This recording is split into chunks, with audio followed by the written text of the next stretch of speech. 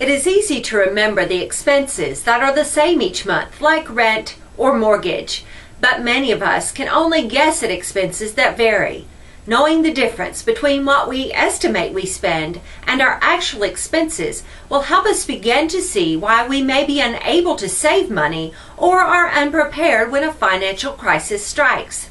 To get a handle on where your money is going, you should save receipts for your day-to-day spending for 1 month.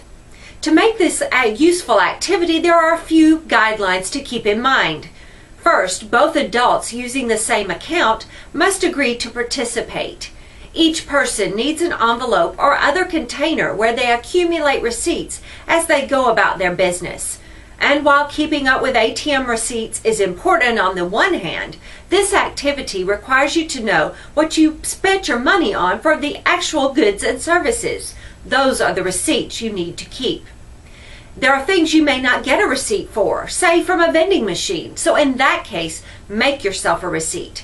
And finally, spend as you normally do. Don't try to paint a pretty picture. The expenses need to be typical to make this a useful activity.